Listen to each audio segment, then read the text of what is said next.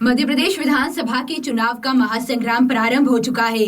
कहीं कांग्रेस का पलड़ा भारी है तो कहीं भाजपा का, परंतु कुछ विधानसभा क्षेत्र ऐसे हैं जहां निर्दलीय प्रत्याशियों का पलड़ा भारी है।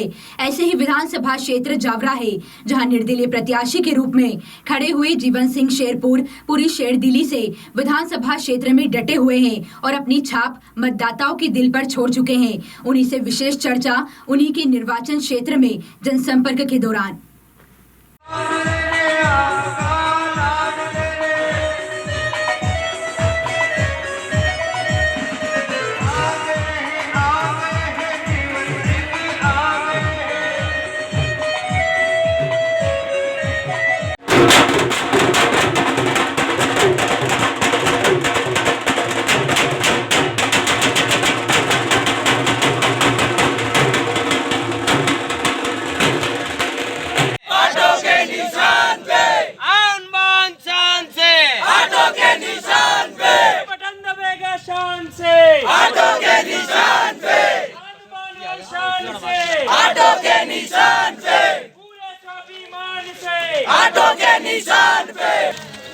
चुनाव की इस महासंग्राम में हमें जावरा विधानसभा क्षेत्र में, जहां से निर्दलीय उम्मीदवार जीवन सिंह शेरपुर ताल ठोक कर खड़े हुए हैं और दोनों ही पार्टियों के प्रतिद्वंदी के पसीने छुड़ा दिए हैं।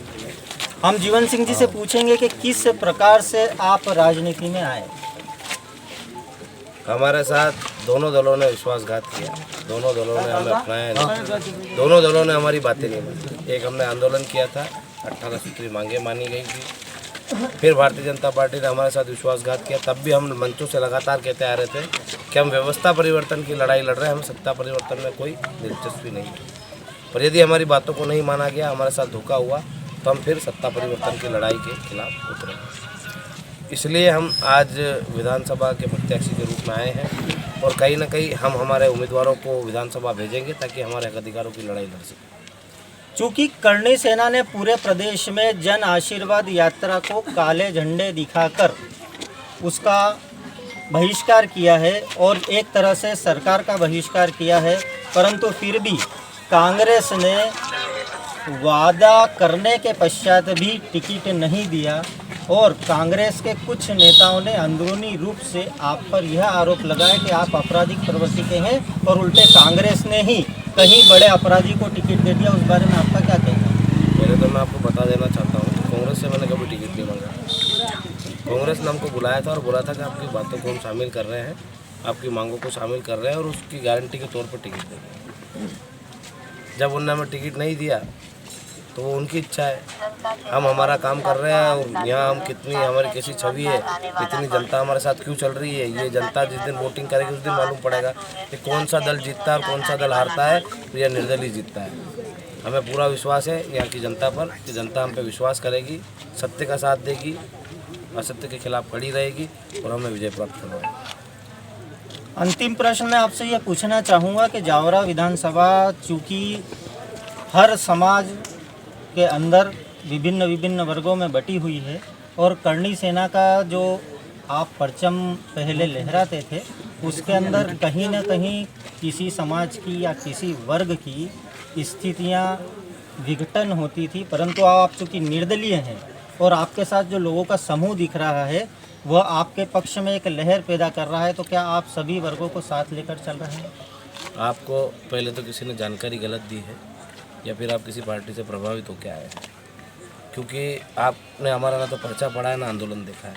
हम शुरू से ही बोलते आ रहे हैं कि हम सर्व समाज की लड़ाई लड़ रहे हैं और हमारा किसी जाति वर्ग या किसी धर्म से कोई विरोध नहीं है। हम हमेशा से गरीबों की लड़ाई लड़ रहे हैं। हाँ, हमने आर्थिक आधार पर आरक्षण की मांग करी। आर्थिक आधार पर आरक्षण का मतलब क्या होता है? जो गरीब है उसको आरक्षण का लाभ मिले और उसको उसकी सुविधाएँ मिले। आज एक SC वर्ग के व्यक्ति का आरक्षण कौन छीन रहा है? हम छीन रहे हैं। हम तो उस वर्ग में ही नहीं आते हैं, हम उसके पात्र ही नहीं है। एक SP कलेक्टर के बेटे को आरक्षण की ज़रूरत नहीं है। एक गरीब दलित जो है, जो गांव में रहता है, मजदूरी करता है, उसको आरक्षण की ज़रूरत है। यदि उसका हक कोई SP कलेक्टर खा रहा है और वो SC का है तो उसको वो छोड़ना चाहिए और उस गरीब को देना चाहिए। आज एक राजनेता है जो राजनीति में विधायक है, मंत्री है, सांसद है या केंद्रीय मंत्री है, तो उसको आरक्षण की आवश्यकता नहीं है, क्योंकि ना तो उसको कोई डरा सकता है, ना कोई धमका सकता है, ना उसको कोई परेशानी आएगी। तो उसकी अब वो किसका लाभ ले रहा है? एक आरक्षित सीट पर वो चुनाव लड़ रहा है, तो किसका हक खा रहा है? एक गरीब एससी वर्ग का, गरीब एसटी वर्ग का आरक्षण खा रहा है एक अमीर एससी, एक अमीर एसटी जो कि पहले से नेता है, राजनेता है और बड़े अच्छे परिवार में है, सक्षम परिवार में है, काफ़ी उसकी सारी सुविधाएं मिलती जो हमको आम परिवारों को नहीं मिल पाती, वो सुविधाएं भी वो लेते हैं। तो हम किसके खिलाफ है? सिस्टम के, किसी वर्ग या जाति के खिलाफ नहीं है। हमने लड़ाई लड़ी एक गरीब एससी वर्ग की, एक गरीब एसटी वर्ग की, कि उसका हक उसी के परिवार के लोग खा रहे हैं और उनमें इतनी तो भावना होनी चाहिए कि मेरे परिवार का मेरा भाई है, इसको अब जरूरत है, इसको मैं दे दूँ, मैं इससे हट जाऊँ। एसपी कलेक्टर के बेटे को आरक्षण की आवश्यकता नहीं है, एक नेता के बेटे को आरक्षण की आवश्यकता नहीं है, एक बड़े बिजनेसमैन के बेटे को आरक्षण की आवश्यकता नहीं है। आरक्षण की आवश्यकता मात्र एक गरीब एससी और एसटी वर्ग के व्यक्ति को है और उसी की लड़ाई हम लड़ रहे हैं। आज नौकरियों में जो लोग नहीं जा पा रहे हैं, कितने ही एससी वर्ग के लोग होंगे, साथी होंगे हमारे जो ग्रेजुएशन तो कर ली पर उनकी नौकरी नहीं लगी।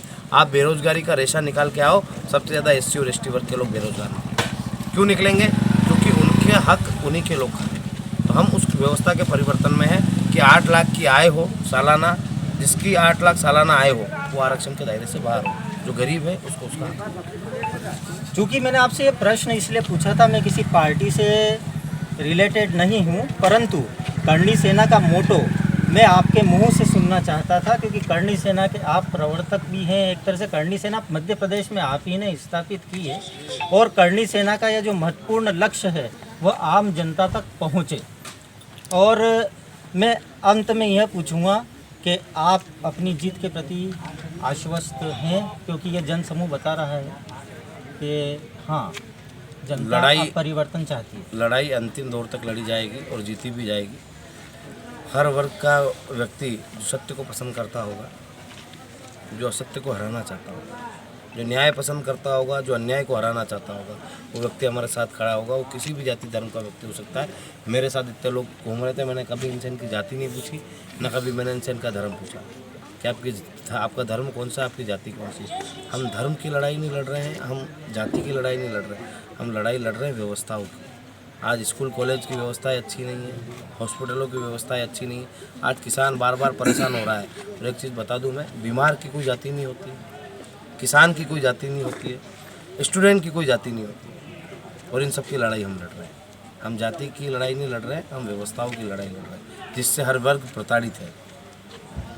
जावरा विधानसभा के विकास के लिए आपके क्या क्या आयाम हैं, आप क्या करें? अभी तो जावरा विधानसभा तो ठीक है, पूरा मध्य प्रदेश अपनी मूलभूत सुविधाओं से ही वंचित है। तो हम पहले उनकी जो मूलभूत सुविधाएं हैं वो उपलब्ध कराएंगे और विकास का रोड मैप भी बनाएंगे। हमारा मैनिफेस्टो भी जारी होने वाला है कल, हम उसको भी जारी करेंगे। पर सबसे पहली बात मैं बता देना चाहता हूँ, हमारी जो मूलभूत सुविधाएं हैं वो हमको उपलब्ध नहीं है। ना हमको अच्छी शिक्षा मिल रही है, ना हमें अच्छा स्वास्थ्य लाभ मिल पा रहा है, न ही सारे मकान पक्के बन गए। गरीब आज भी कच्चे मकानों में रह रहा है। बरसात जब आती है तो उसको बरसात का सामना करना पड़ता है। इस गांव की मेन समस्या है यहाँ का पुल।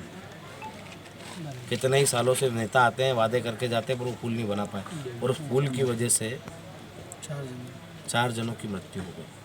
तो कहीं ना कहीं मृत्यु के जवाबदार यहाँ के जनप्रतिनिधि है, यहाँ के लोग हैं जो हर बार उनको वोट देते हैं और वो जीत के चले जाते हैं और उनसे सवाल भी नहीं पूछते, उनको फिर डबल वोट देने के लिए तैयार हो जाते हैं।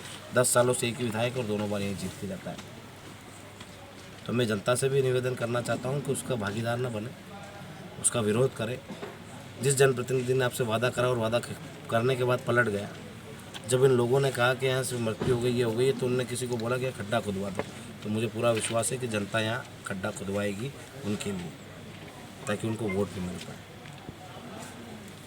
तो ये थे जन सेतु मध्य प्रदेश छत्तीसगढ़ न्यूज़ चैनल के साथ आज के हमारे मेहमान और युवा और निर्भीक चेहरा जीवन सिंह शेरपुर, जो केवल अपने विधानसभा क्षेत्र से नहीं पूरे प्रदेश से वास्ता रखते हैं और वहाँ की मूलभूत समस्या से वास्ता रखते हैं। और वाकई में प्रदेश को और देश को ऐसे ही नेताओं की ज़रूरत है। हम उन्हें शुभकामना देते हैं। शुभकामनाएं जीवन जी। बिल्कुल, मैं आपके माध्यम से पूरे विधानसभा क्षेत्र के हमारे जो मतदाता हैं उनसे निवेदन करना चाहता हूं कि जीवन सिंह शेरपुर जावरा विधानसभा का प्रत्याशी हूं। मेरा चुनाव चिन्ह ऑटो रिक्शा है। तो आप सभी भाइयों से निवेदन है, सभी माताओं बहनों से निवेदन है, सारे जितने भी हमारे मतदाता हैं उन सभी से निवेदन है कि यदि आप सत्य का साथ देना चाहते हैं तो एक बार दलगत राजनीति से ऊपर उठकर ऑटो रिक्शा के चुनाव चिन्ह पर मतदान करके मुझे विजय बनाए। मैं आपको वचन देता हूं कि आपकी हर दुख सुख में खड़ा रहूँगा। आपको दूसरे विधायकों जैसा महसूस नहीं होने दूंगा कि जो एक बार वोट मांग के जाते हैं और फिर नहीं आते हैं। आपकी हर लड़ाई को विधानसभा पे लड़ूंगा और पूरी कराऊंगा। धन्यवाद।